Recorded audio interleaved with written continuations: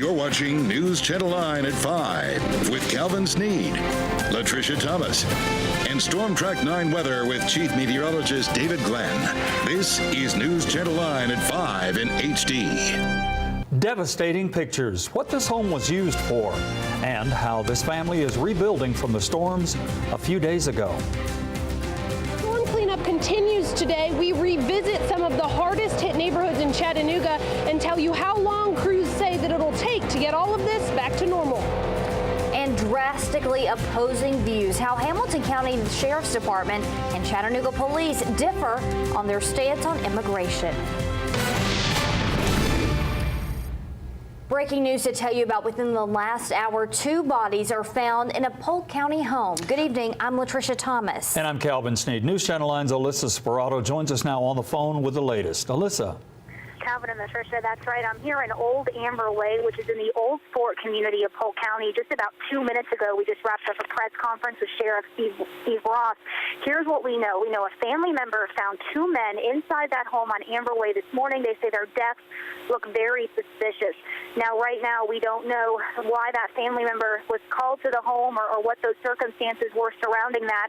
But what we do know is that police are looking for a 2016 black Toyota RAV4 with the Tennessee tag number T6806Y. We just found out just 3 minutes ago that Sheriff Steve Ross says that car belongs to one of the victims who passed away here at this home at this time.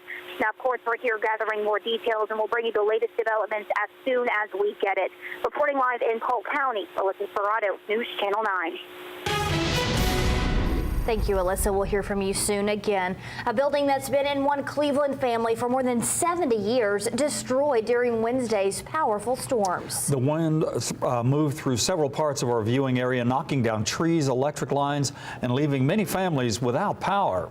News Channel 9's Alyssa Sperato interviewed the family.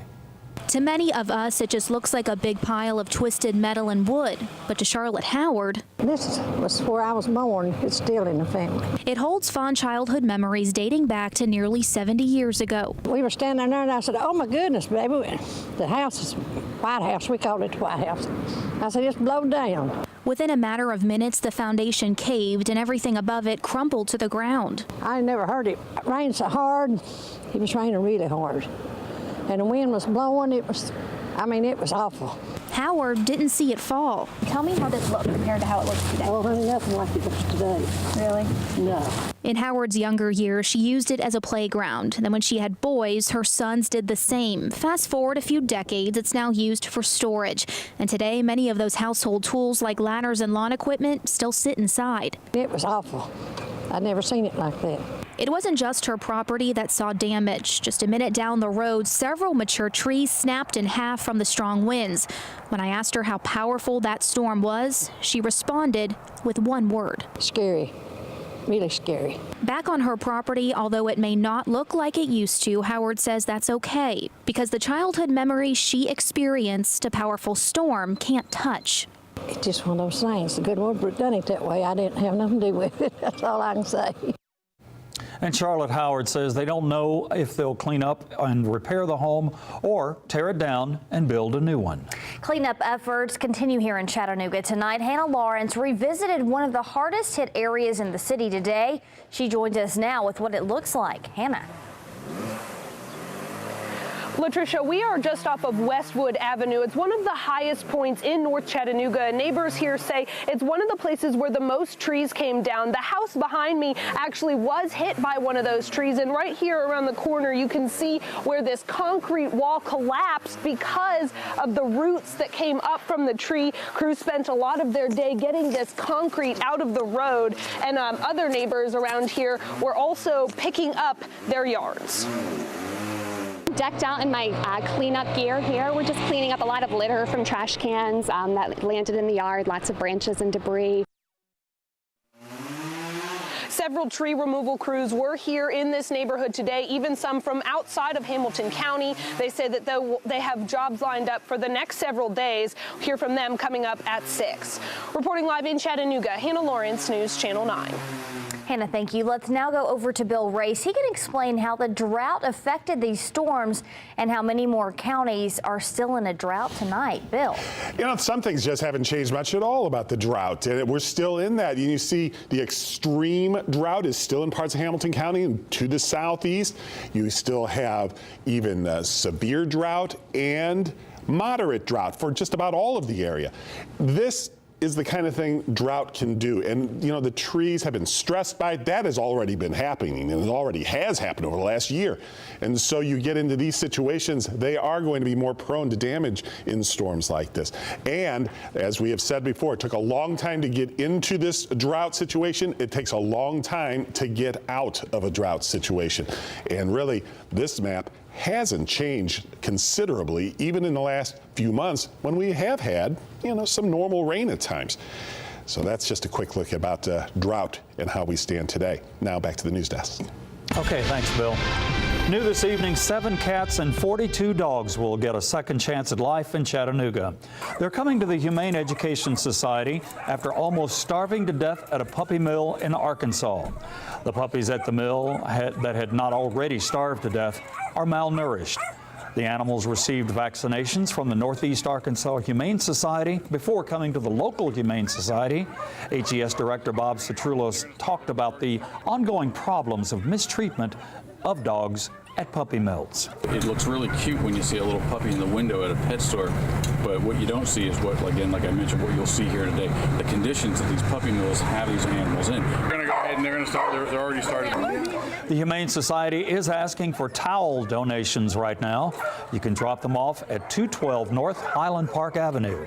A woman who has ties to Chattanooga is accused of stealing thousands of dollars from Harvard and using it on personal purchases. Dara Sailors is accused of stealing nearly $48,000 from the Ivy League school. The school says Sailors was in charge of managing the budget for the Dean of Students office. Cambridge police say Sailors and another former employee used the money to buy electronics and sex toys.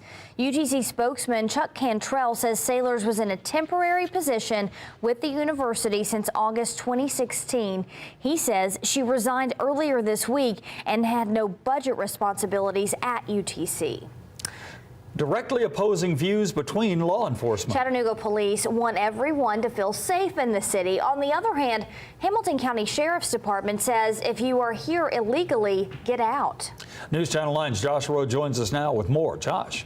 Calvin, Latricia, we asked the same questions to Chattanooga Police Chief Fred Fletcher and Hamilton County Sheriff Jim Hammond. We focused on President Donald Trump's immigration plan and how they think this will affect their departments. Sheriff Jim Hammond says the nation needs to create a better vetting process for immigrants. Give them the proper legal advice, allow them to have their proper day in court, but at the end of the day, if they're here illegal, you need to either get it legal or get them out of the country. Hammond says they do not have a task force, but if a deputy finds someone who is not in this country legally, they're advised to take the proper steps to notify the authorities. Meanwhile, Chief Fletcher wants everyone in the community to know they are safe. The Chattanooga Police Department will provide services and will help you feel safe without any concern about what your immigration status is. Chief Fletcher does add if someone's driving without a license or driving drunk, they will be taken to jail regardless of immigration status. Calvin. Thanks, Josh. The organization La Paz is a resource for the Latino community. Its website is lapazchattanooga.org. Chattanooga police rolled out their brand new real-time intelligence center today. Allison Levine joins us now with more. Allie, what will this be used for? Latricia, Chattanooga police named it Chattanooga Centralized Intelligence Technology Analysis and Investigative Center, or ARTIC for short. This center will be home to the Crime Analysis Unit. According to CPD, the data it provides will give officers real-time information to help identify patterns, spot emerging crime trends, and help direct resources to be more effective responding to crime.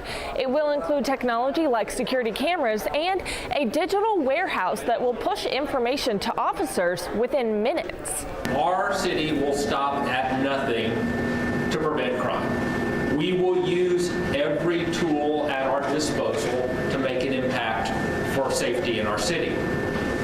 And that's what the Arctic symbolizes.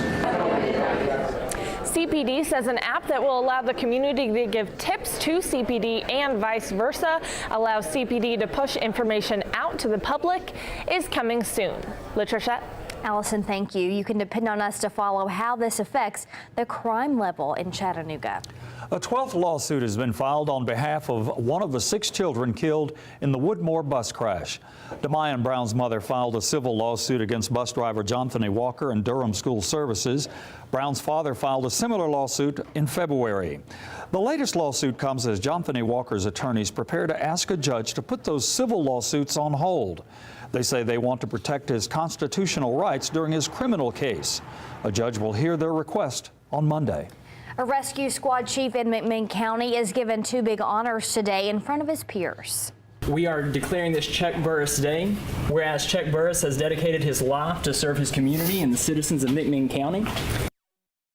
Chief Chuck Burris has spent 37 years in the McMinn County Rescue Squad and has been the chief there for a year. Today, the city of Athens declared today Chuck Burris Day for his contributions in the community. He also received a plaque from the squad on his long tenure there. Chattanooga election coverage continues. Mayoral candidate Chris Long's plan for stopping the violence in Chattanooga and what qualifications he wants to add to the city's police force. Thank you. And we are going to be looking at some sunshine coming up this weekend. But we still have some freezing temperatures to go before this season is out. And one of those nights is tonight.